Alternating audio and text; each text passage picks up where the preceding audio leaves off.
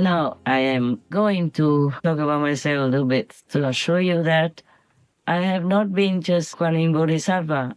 Over many other lifetimes, I became all the female Buddhas as well. Like one time, Prajñāpāramitā Devī, that's one of my reincarnations. That means the perfection of wisdom, goddess. But this goddess is also the high goddess, so it's like a female Buddha. In Tibet, they call her the female Buddha at that time, yeah?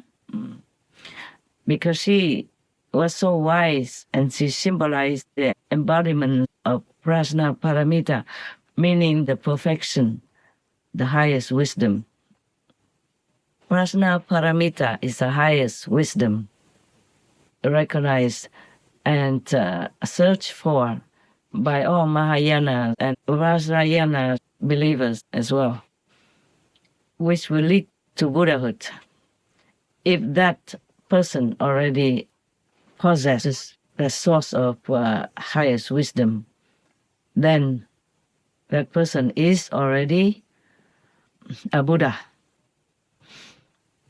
And there's another time, that I remember in Tibetan Buddhism, there are many female Buddhas, also Bodhisattvas, of course. I'm just talking about the female Buddhas here. There's another time that I have reincarnated as Vajrayoginī Buddha, yes. That Buddha was a very important figure in Buddhism, especially she was worshipped in Tibetan Buddhism.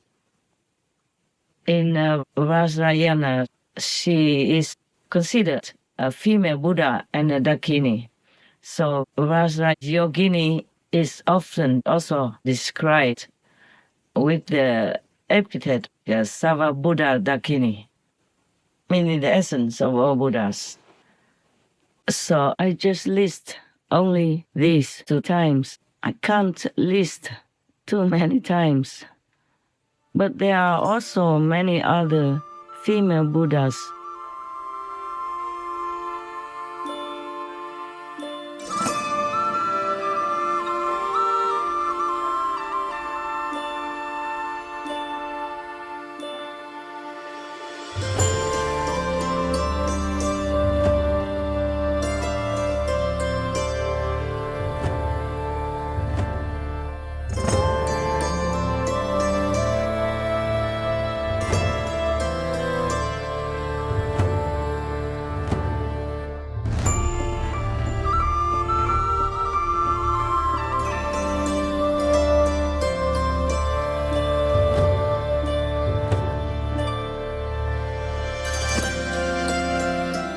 etc.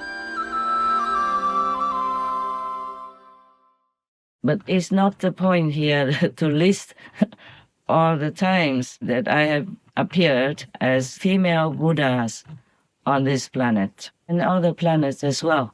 Too many to remember, even for my limited human mind. In order to remember all that, I have to meditate long time and write it down if I remember to come back.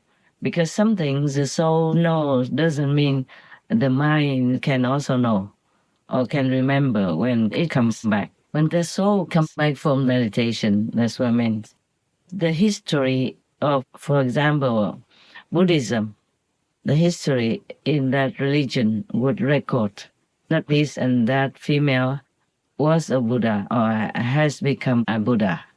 So it's for them to revere and to use as a symbol of enlightenment, of wisdom, of compassion, of love, so as to remind them to continue practicing and to continue to worship them, to ask for their protection, for their help to raise their consciousness. Just like people worship Sakyamuni Buddha or Amitabha Buddha or Quan Yin Bodhisattva. But in Vietnam, we call Quan Yin Bodhisattva also a female Quan Yin Buddha, Phật Bà Quan Âm. Yeah, the Buddhist folks call her Phật Bà Quan Âm, meaning Lady Buddha Quan Yin. Yeah. So that is the thing for you to remember, that you as a woman can become Buddha also. We have many women Buddhas in other generations and lifetimes. We have them nowadays also. But most women are shy, okay? Very shy. They don't want to talk about it. Very shy. Even I was very shy. So when God told me to do it, I asked 3 times again. I can't ask more than 3 times because that means I doubt God's words and that I may not do. But I was also kind of reluctant. But I'm determined now to continue to do my work. So I need all the heavens' support. I need whoever can know, humans to know, to connect to me so that I can save their souls. And also because of their repentant and virtuous way of life, the energy of the world will become less murderous, and we can save more humans, and we can save this planet and make it whole again, make it greater than ever. That's why I have to claim my position as the Buddha officially, so all beings will accept it and know it and act accordingly. Even the Mara king also came to me to pay respect. So many kings, I wrote many pages, their positions and their titles. But at that time, I was not allowed to tell you all of them. I just slipped out several, but later I was told not to. Heaven's things are not always allowed to be told in the human world, because humans can make negative thinking out of it, and that doesn't help. It could also chip some negative things into my mission and into the willingness of all the kings and goddesses from heaven to help humankind. If we always doubt them and slander them or don't believe in them, then it causes also difficulties for the kings and goddesses from heaven to help humans. It also maybe discourages them and makes them feel unwilling. So I just hope that humans will change more. They are changing, but too slow, and they don't know that death is coming. Oh God, you don't know, but some humans do know. Some humans do have clairvoyant ability or clairaudient ability. They can see, they can hear. Haven't talked about that. They can see visions of the future. Some of them see something also, and some of them even say it on the internet. Some, not all of them, because some of the clairvoyants don't care much about being famous or telling humans, because they also know that to tell humans that you know this, you know that from heaven, then you probably get nothing in return, a thankless job, and could even be beaten black and blue for it. I saw some instance on the internet, or at least beaten black and blue mentally, nerves-wise. They will make you feel so weakened in nerves, mentally, and all kinds of things. Not everyone would thank you. Mostly they will say that you are fake and you just want fame and all this stuff, especially if you go against a majority. If you are a small number compared to the ones that believe in the opposite of what you believe, or what you told them, or what you have seen in your vision. Because I see nothing.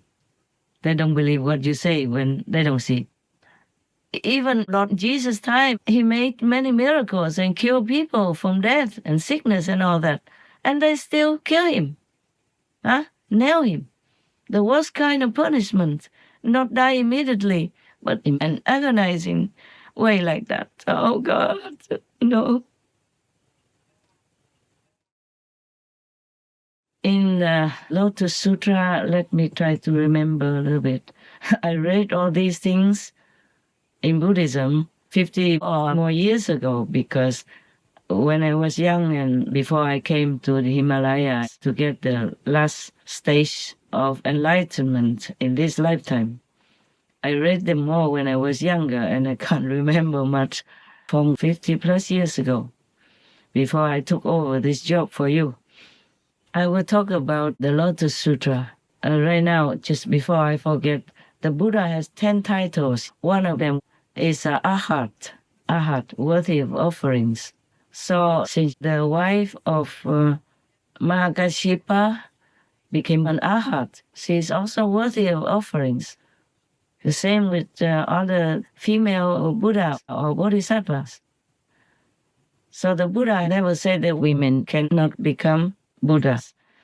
Maybe a normal woman, ordinary woman who doesn't repent, who doesn't have a good master to teach them the right method and to protect them and care for them until they become completely enlightened, or at least take them up to Buddha's land to continue practicing until they reach Buddhahood.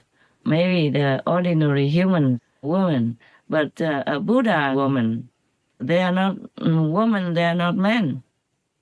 They manifest anywhere, anytime, as per necessity to help sentient beings. Imagine if the Buddha attached himself to a male form and say, no, I have to be a male in order to keep my Buddha status. I have to be a male in order to become a Buddha. Then he's not a Buddha anymore. It still discriminates between the form, the outer form, of which in the Diamond Sutra is said, if you are attached to form, outer light, and even outer sound, such as outside music or just outside reciting sutras and all that, then you cannot reach Buddhahood. But the Quan Yin Method that we practice, that is the inner light and inner sound, directly from heaven, from the source of all the sources.